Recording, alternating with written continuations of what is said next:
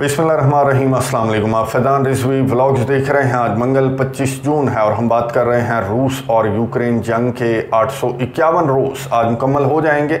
अब तो आपको भी बोरियत फील होने लगी होगी। एक तो जंग लंबी बहुत लटक गई, इतना ज़्यादा एक्सपेक्ट नहीं किया जा रहा था और जब ये जंग स्टार्ट हुई तो ये लग रहा था कि 1-2 हफ्ते चलेगी ये जंग, लेकिन आज मैंने आपको बताया कि 851वां रोज़ है और उससे भी ज़्यादा इस जंग की जो चाल ढाल है अब तो 2.5 साल होने को हैं, लेकिन अगर गुज़िश्ता 2 सालों की बात करें तो इसकी चाल ढाल भी नहीं बदली इस जंग की। अब तो कुछ व्यूअर्स जो हैं, मैं उनके कमेंट्स पढ़ रहा था, वो कह रहे थे कि आप डेली एक ही खबर सुनाते हैं। अब वो एक ही खबर नहीं है बल्कि एक जैसी खबरें हैं कि रशिया की स्ट्राइक्स हैं, यूक्रेन के एनर्जी इंफ्रास्ट्रक्चर को रशिया टारगेट करता है, इसलिए गोले बारूद के ठिकानों को टारगेट करता है, यूक्रेन रिटेलिएट करता है और रशिया के डिफरेंट रीजन्स को यूक्रेन टारगेट करता है। नेटो ममालिक जो हैं वो यूक्रेन को भर भर कर असलहा गोला बारूद प्रोवाइड कर रहे हैं और डेली रशिया की एक रेड लाइन को ये क्रॉस करते हैं और जवाब में रशिया की वार्निंग पर वार्निंग एंड दैट्स इट। तो गुज़िश्ता 2 सालों से यही रूटीन इस जंग की है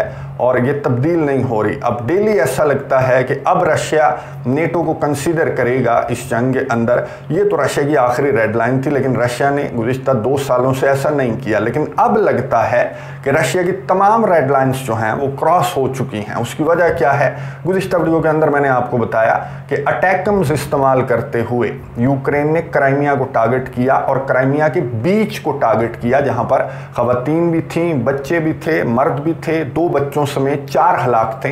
यहाँ पर इन स्ट्राइक्स के नतीजे में रिपोर्ट हुई हैं अटैकम्स इस्तेमाल करते हुए। अब रशिया बहुत ज़्यादा एक तो आवाज़ भी उठा रहा है और प्रैक्टिकली भी रशिया रिटेलिएट कर रहा है। एक तो जो अमेरिका की एम्बेसडर हैं उनको तलब करके रशिया ने कहा कि हम रिटेलिएट करेंगे, जाकर जो ओवल ऑफिस है और ओवल ऑफिस में बैठा हुआ जो बंदा है जो बाइडन, उसको बता देना कि तुमने तमाम रेड लाइन्स क्रॉस कर ली हैं, हम रिटेलिएट करेंगे और इंतज़ार करो। अब रशिया आलमी फोरम्स पर भी ले गया है इन स्ट्राइक्स को। जो रशिया के एम्बेसडर हैं उन्होंने यूनाइटेड नेशन सिक्योरिटी काउंसिल के अंदर जो गुफ्तगू की, मैं आपको बता देता हूँ, सुनवाऊंगा नहीं क्योंकि आगे मैंने आपको 2-3 इंपॉर्टेंट जो गुफ्तगू हैं वो सुनवानी भी हैं। जो रशिया के एम्बेसडर हैं उन्होंने डॉक्यूमेंट्स निकाले और रशिया के एम्बेसडर ने कहा कि जब जब भी यूक्रेन की जानिब से रशिया के सिविलियंस को टारगेट किया जाता रहा तो जो यूनाइटेड नेशन सिक्योरिटी काउंसिल है, आलमी इदारे हैं, वो इतनी ज़ोर ज़ोर से चीखें मारते हैं कि रशिया ब्रूटल है, टेररिस्ट है, रशिया सिविलियंस को टारगेट करता है। लेकिन जब जब रशिया इस तरह की बात करता है, आलमी फोरम्स के ऊपर लेकर आता है कि यूक्रेन की शिकायत है कि यूक्रेन सिविलियंस को टारगेट कर रहा है, तो फिर ये चुप साध लेते हैं। अब जो है इन्होंने डॉक्यूमेंट्स निकालकर और इन्होंने मिसालें क्या दी? इन्होंने मिसालें दी हैं जो सहूनी है, इसराइल है, उसकी मिसालें दी हैं कि इन्हें ना इसराइल नज़र आता है ना यूक्रेन नज़र आता है, ये दोनों इनके सगे हैं और इनकी बारी में ये चुप साध लेते हैं। और जब रशिया ये शिकायत लेकर आया कि आपने बीच को टारगेट किया और अमेरिका के अटैकम से टारगेट किया, अमेरिका की मदद के बगैर, ये रूस के सदर व्लादिमीर पुतिन समझा चुके हैं कि अमेरिका की सैटेलाइट के बगैर, अमेरिका की असिस्टेंस के बगैर ये जो अटैकम्स हैं ये ऑपरेट नहीं किए जा सकते। तो यहाँ पर जो रशिया के एम्बेसडर हैं उन्होंने बहुत सीरियस वार्निंग दी, यहाँ पर आलमी इदारे के सामने ये सारा सिनेरियो रख दिया कि यूक्रेन नहीं है बल्कि ये अमेरिका क्राइमिया को टारगेट कर रहा है, तो अमेरिका को समझा लें वरना कॉन्सिक्वेंसेस जो हैं वो बहुत ज़्यादा स्वेयर किस्म के होंगे। अब अमेरिका को क्या समझाएं? जो स्टेट डिपार्टमेंट के तर्जमान हैं मैथ्यू मिलर, उनसे ये सवाल किया गया कि जी अटैकम्स इस्तेमाल करते हुए आप तो सिविलियंस पर चढ़ दौड़े हैं जो यूक्रेन साहब हैं, तो आप इस पर क्या कहेंगे? तो मैथ्यू मिलर ने क्या जवाब दिया, ये सुनिए, उसके बाद बात करते हैं। So I've seen the comments from the government of Moscow. I think they pertain to the reported strike in Crimea. I will just tell you what the ambassador said when she met with the Russian Foreign Ministry, and that is, of course, that we lament any civilian loss of life in this war. We provide weapons to Ukraine so it can defend its sovereign territory against armed aggression. That includes in Crimea, which, of course, is part of Ukraine. And Russia could stop this war today and end the suffering caused by the war Russia launched today if it would stop its occupation of sovereign Ukrainian territory and stop launching attacks on civilians. Thank you. They also tried to blame Ukraine for Dagestan attack. How much do you know about what happened and what's your reaction? I don't have any assessment of the underlying attack, including who was responsible for it, but I will say you have seen Russia make ridiculous claims about responsibility in the past. You might recall that after the terrorist attack in Moscow in March, they blamed the United States, despite the fact that the United States had warned them about the attack in advance. So it's not unusual for the government of Moscow to make ridiculous, hyperbolic claims about responsibility that aren't borne out by fact. गुफ्तगू आपने सुनी state department के तर्जमान Matthew Miller, जिन्होंने वही जवाब दिया कि Russia चाहे तो आज ये जंग बंद कर सकता है, रशिया अग्रेसर है, रशिया ब्रूटल है, रशिया ने यूक्रेन के इलाकों पर कब्जा किया है, हमला किया है, तो फिर हम तो यूक्रेन को retaliation, right to self defence, इनके पास एक सेंटेंस है, आपको मालूम है कि वहाँ इसराइल को राइट टू सेल्फ डिफेंस है और यहाँ पर यूक्रेन को राइट टू सेल्फ डिफेंस है। हालांकि वहाँ पर जो सरजमीन फ़लस्तीन है उस पर इसराइल ने कब्जा किया है, लेकिन राइट टू सेल्फ डिफेंस जो है वो इनके मुताबिक इसराइल को है और यहाँ पर यूक्रेन को है। तो मैथ्यू मिलर ने कहा कि जी यूक्रेन को राइट टू सेल्फ डिफेंस है, हम तो यूक्रेन की मदद करते रहेंगे। और जब सहाफ़ी की जानिब से सवाल पूछा गया कि रशिया की जानिब से वार्निंग आ रही है, तो मैथ्यू मिलर ने कहा कि कोई नई बात तो नहीं है, रशिया की जानिब से तो स्टार्ट से इस तरह की वार्निंग्स जो हैं, जब दहशतगर्द हमला हुआ था क्रॉकस सिटी हॉल का, तब भी रशिया ने कहा था कि अमेरिका इन्वॉल्व है तो हम अमेरिका को जवाब देंगे। कोई जवाब आया? कोई जवाब नहीं आया। तो ये रशिया की जो वार्निंग्स हैं जिनको रशिया ने प्रैक्टिकली इम्प्लीमेंट नहीं किया, तो ये उन वार्निंग्स का, सूखी धमकियों का कसूर है कि ये जो नेटो कंट्रीज़ हैं वो अब रशिया की इन वार्निंग्स को बहुत ज़्यादा लाइट लेने लगे हैं। लेकिन रशिया ने अब प्रैक्टिकली रिटेलिएट किया है और स्ट्राइक्स रिपोर्ट हुई हैं यूक्रेन के डोनेट्स्क रीजन के ऊपर, रशिया की स्ट्राइक्स रिपोर्ट हुई हैं और रशिया ने इस्तेमाल किया इस मरतबा कोई ड्रोन नहीं था, कोई मिसाइल नहीं था, बल्कि ये था स्कैंडर एम। ये स्कैंडर एम मैं आपको बता दूं, ये बड़ा तगड़ा मिसाइल है एज़ कम्पेयर टू अटैकम्स भी अगर हम इसे देखें तो बहुत ज़्यादा पावरफुल है, अटैकम्स से डबल ये पावरफुल है।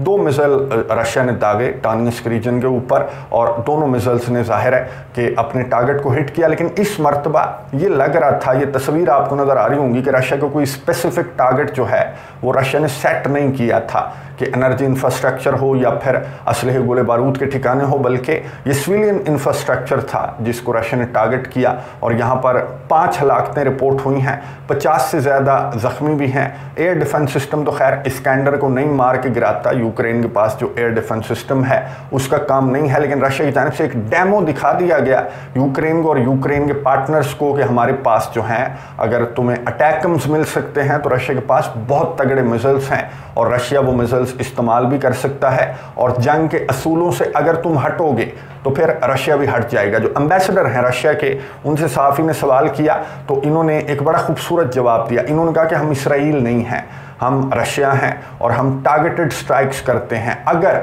गलती से कोई यूक्रेन के एयर डिफेंस सिस्टम के मिसाइल का कमाल हो कि सिविलियन इंफ्रास्ट्रक्चर पर कोई मिसाइल जो है वो जाकर गिरे तो गिरे, लेकिन रशिया जो है वो इसराइल की तरह सिविलियंस को टारगेट नहीं करता। ये रशिया के एम्बेसडर की जानिब से जो है वो स्टेटमेंट सामने आई और यूक्रेन के सदर वोलोदिमीर ज़ेलेंस्की ने अपने वीडियो पैगाम में बहुत ज़्यादा गुस्सा किया और यूक्रेन के सदर ने अपने कौम को, पहले तो रशिया की इन स्ट्राइक्स का जिक्र करते हुए यूक्रेन के सदर ने कहा कि रशिया ब्रूटल टेररिस्ट है, सिविलियंस को टारगेट कर रहा है और डोनेट्स्क रीजन के अंदर इन स्ट्राइक्स का जिक्र किया, इन मिसाइल्स का जिक्र किया कि स्कैंडर एम सिविलियंस पर इस्तेमाल करने लगा है रशिया, हम रिटेलिएट करेंगे, हम जवाब देंगे रशिया को और Russia just wait and watch. Ukraine के सदर वोलोदिमीर ज़ेलेंस्की ने अपने वीडियो पैगाम के अंदर बदला लेने का जो है वो जिक्र किया। आप कैसे लेंगे बदला?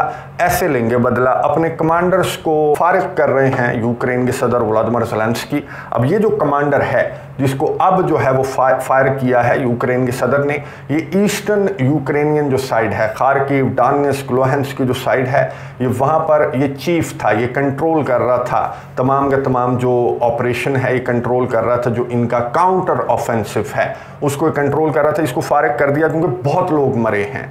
ये जो रशिया ने खार्किव पर हमला किया या गुज़िश्ता दिनों के दौरान बहुत लोग मरे हैं, हालांकि उधर से इमदाद भी बहुत ज़्यादा आई है और इधर से रिजल्ट 0 हैं। तो यूक्रेन के सदर के ऊपर प्रेशर बहुत ज़्यादा है क्योंकि दिन बहुत इंपॉर्टेंट चल रहे हैं और इन दिनों के अंदर अगर आप गार्ड हैं यूरोप के या फिर अमेरिका के और आप पैसा लेते हैं तो फिर आपको डिलीवर भी करना पड़ेगा। और अब तो जो यूरोपियन यूनियन है उसने एक्सेशन प्रोटोकॉल भी आगाज़ कर दिया है यूक्रेन और मोल्दोवा के लिए लिए जो एक्सेशन प्रोटोकॉल है उसका आज आगाज कर दिया गया। जो उर्सुला वॉन डर लियन हैं उनकी ये गुफ्तगू सुन लें, उसके बाद बात करते हैं। It is very good news that today the European Union opens accession negotiations with Ukraine and Moldova.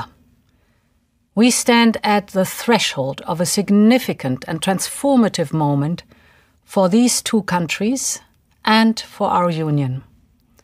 And we celebrate the values and principles that bind us together. The European Union has always been more than a political and economic union. It is a testament to our collective aspiration for peace, for security, for democracy, and for prosperity. The people of Ukraine and Moldova have demonstrated their unwavering commitment and determination to be part of this project. The path ahead will be challenging, but it is also filled with immense opportunities for Moldova and Ukraine, as well as for our entire Union. Together, we can forge a larger, more dynamic, and forward-looking Europe. So I wish you a very successful start of the accession negotiations. गुफ्तगू आपने सुनी European union की chief Ursula von डर लियन की, जिन्होंने बहुत ज़्यादा मुबारकबाद दी मोल्दोवा को भी और यूक्रेन को भी। साथ ही ये भी कह दिया कि इतना आसान नहीं है, हलवा नहीं है, बहुत ज़्यादा इम्तिहान देना पड़ेगा, उसके बाद जो है सालों लग जाते हैं। अब ये जो तुर्किया का मैं आपको बता रहा था, इसका ये एक्सेशन प्रोटोकॉल ओपन हुए कोई दहाइयाँ गुजर चुकी हैं, लेकिन आपको यूरोपियन यूनियन के मुताबिक अपने कंट्री को ढालना है तो उसमें सालों में लग जाते हैं। यूक्रेन तो जंग में है और मोल्दोवा खैर क्या बेचता है, बहुत छोटा सा कंट्री है, और वहां पर भी इस तरह की जो सेपरेटिस्ट मूवमेंट्स हैं वो चलती हैं। जो ट्रांसनिस्ट्रिया का इलाका है या फिर जो गॉगोजिया का इलाका है, वहाँ पर इस तरह की सेपरेटिस्ट मूवमेंट्स हैं। तो यूरोपियन यूनियन के मुताबिक इन दोनों कंट्रीज़ को अपने आप को ढालने में दहाइयों से भी ज़्यादा लग सकती हैं, और ये तुर्किया का रिकॉर्ड मेरा ख्याल है कि ये दोनों कंट्रीज़ तोड़ देंगे। तो ये खैर लॉलीपॉप है कि यूक्रेन जो है वो अच्छा लड़े, डिलीवर करे, ताकि यूरोपियन यूनियन की मेंबरशिप जो है वो उसे नज़र आती रहे यूक्रेन को, और यूक्रेन जो है वो मैदानी जंग के अंदर डिलीवर करके दिखाए। दूसरा, जो यूरोपियन यूनियन की चीफ हैं उर्सुला वॉन डर लियन, अब ये भी इनकी जो चीफी है वो भी बहुत ज़्यादा ख़तरे में है, क्योंकि जॉर्जिया मेलोनी जो हैं, जो इंतखाबात जीती थी यूरोपियन पार्लियामेंट के इंतखाबात, उनके साथ मीटिंग हुई, इमैनुअल मैक्रोन भी थे और ओलाफ शॉल्स वगैरह भी थे, लेकिन वो जो मेलोनी हैं, जॉर्जिया मेलोनी हैं इटली के प्राइम मिनिस्टर, उनके और इनके दरमियान कुछ इख्तलाफात हैं। और अब इनकी जो चीफी है, जो यूरोपियन यूनियन की चीफी है, इन्होंने दोबारा रहना था क्योंकि इनकी पार्टी को भी मेजॉरिटी मिली है, लेकिन यहाँ पर कुछ इख्तलाफात हैं। आने वाले दिनों में ये देखेंगे कि जॉर्जिया मेलोनी को मना सकते हैं या नहीं। फिलहाल तो ये यूक्रेन के सदर को मनाने की कोशिश कर रहे हैं कि यूक्रेन के सदर जो हैं वो अपने मुतालबे से पीछे हट जाएं। कौन सा मुतालबा? यूरोपियन यूनियन की जो मेंबरशिप है उसको घास नहीं डालते। यूक्रेन के सदर वोलोदिमीर ज़ेलेंस्की का मैंने आपको बताया था कि इनके मांगने का भी एक लेवल है। ये मांग रहे हैं नेटो की मेंबरशिप, और नेटो का जो समिट है वो अगले महीने है 9 जुलाई 10-11 जुलाई को नेटो का लीडर समिट है, और ये समिट वाशिंगटन के अंदर है। गुज़िश्ता जो समिट हुआ था, ये जो वीडियो मैं आपको तकरीबन डेली दिखाता हूँ, तो इस समिट में लड़ाई हो गई थी। इसमें आप देखें ज़रा कि जो बाइडन ज़ेलेंस्की से नाराज़ थे, इस क्लिप के अंदर आपको साफ नज़र आ रहा होगा, क्योंकि ज़ेलेंस्की ने रास्ते में, ये जो लीडर समिट था गुज़िश्ता साल, तो रास्ते में ज़ेलेंस्की ने ट्वीट कर दी थी कि मैं नेटो की मेंबरशिप लेके जाऊंगा। तो इस बात पर अमेरिका के सदर नाराज़ हो गए थे, बात भी नहीं कर रहे थे, बच्चों की तरह रूठ गए थे दोनों एक दूसरे से, और इस मरतबा भी यही होना है। और नेटो के चीफ स्टोल्टनबर्ग जो हैं वो फ्रांस के अंदर मौजूद थे, इमैनुअल मैक्रोन से मुलाकात की, तमाम मेंबर्स से मुलाकातें करते फिर रहे हैं कि लीडर समिट के दौरान इस तरह का जो गंद है या जो बदमज़गी है वो क्रिएट ना हो। हंगरी है, स्लोवाकिया है, यूक्रेन है, बहुत सारे ऐसे कंट्रीज़ हैं अब नेटो के इस अलायंस के अंदर जिनके बहुत सारे कंसर्न्स हैं। और अब तो फ्रांस के जो नए प्राइम मिनिस्टर आ रहे हैं, अब फ्रांस के सदर इमैनुअल मैक्रोन ने ही इंतखाबात गुस्से में, जब ये यूरोपियन पार्लियामेंट के इंतखाबात हार गए थे, तो इन्होंने गुस्से में स्नैप इलेक्शंस जो हैं वो अनाउंस कर दिए थे अपने मुल्क के अंदर। तो ये जो बंदा आपको नज़र आ रहा है, ये फ्रांस का प्राइम मिनिस्टर बन सकता है। ये यूरोपियन पार्लियामेंट के अंदर भी इसने मेजॉरिटी समेटी है। फ्रांस के लोगों की जो मोहब्बतें हैं वो इसने समेटी हैं। इसने आने से पहले, चांसेस तो जाहिर है कि इसके बहुत ज़्यादा है, इसने आने से पहले कह दिया कि यूक्रेन के लिए फ़ौजी कोई नहीं होंगे फ्रांस के। तो ये इमैनुअल मैक्रोन से हटकर इसका जो स्टांस है यूक्रेन जंग को लेकर वो हटकर है। रशिया को थ्रेट महसूस करता है कि रशिया थ्रेट है, लेकिन इसका ये मतलब नहीं है कि हम यूक्रेन को फौजी भेज देंगे। तो बहुत सारे इख्तलाफात हैं नेटो के इस अलायंस के अंदर, और आने वाला समिट जो है जुलाई में जो समिट है वो बहुत ज़्यादा इंपॉर्टेंट होगा, और उसमें यूक्रेन के सदर व्लादिमीर ज़ेलेंस्की का वो नेटो की मेंबरशिप वाला जो ख्वाब है वो क्या पूरा होगा, या फिर वही लॉलीपॉप जो यूरोपियन यूनियन की जानिब से दिया गया है उसी तरह का लॉलीपॉप जो है वो नेटो की जानिब से भी यूक्रेन को दिया जाएगा। और अगर ये अपनी इस डगर से ना हटे जो नेटो कंट्रीज हैं, तो क्या रशिया जो इतना ज़्यादा अब रिएक्ट कर रहा है, प्रैक्टिकली भी स्ट्राइक्स भी बड़ी बड़ी रशिया की रिपोर्ट हो रही हैं, और आलमी इदारों पर खड़े होकर भी रशिया जिस तरह की ज़बान इस्तेमाल कर रहा है, तो शॉर्ट्स की सूरत में ये जो गुफ्तगू है रशिया के एम्बेसडर की, ये मैं आपके साथ शेयर करता रहूँगा। अब कमेंट्स बॉक्स में आपने अपनी राय का इजहार ज़रूर करना है कि क्या आने वाले दिनों में ये जो F-16 यूक्रेन के पास आ रहे हैं, अब यूक्रेन अटैकम्स भी इस्तेमाल करने लगा है, तो क्या ये सही वक्त है रशिया के लिए कि यूक्रेन को यहीं पर प्रैक्टिकली रोक दिया जाए। और अगर यहाँ पर यूक्रेन को रशिया ने ना रोका और इसी तरह से वार्निंग रशिया की जानिब से जारी की जाती रही, तो मैंने मैथ्यू मिलर की गुफ्तगू आपको सुनवा दी कि ये बहुत लाइट लेने लगे हैं रशिया की इन वार्निंग्स को, ये बहुत लाइट लेने लगे हैं। और मेरे ख्याल में रशिया अगर चेतन सरबराह रमज़ान कदरोव का मशवरा जो है उस पर अमल करे, रमज़ान कदरोव ने 1-1.5 साल पहले कहा था कि आप थोड़ा सा सीधे हो जाएं, थोड़ी सी अपनी पावर दिखाएं, तो देखें कैसे झाग की तरह ये नेटो ममालिक जो है वो बातचीत की टेबल पर बैठ जाएंगे। तो क्या रशिया की ये जो स्ट्रेटजी है जो अब रशिया इस्तेमाल करने लगा है, क्या इससे नेटो ममालिक का जो सॉफ्टवेयर है वो अपडेट होगा, या फिर ये दुनिया को एक बड़ी जंग में धकेलने की ये नेटो कंट्रीज जो हैं वो ठान चुके हैं? कमेंट्स बॉक्स में अपनी राय का इजहार ज़रूर कीजिएगा। अगली वीडियो तक के लिए इजाज़त दीजिए। अल्लाह हाफ़िज़।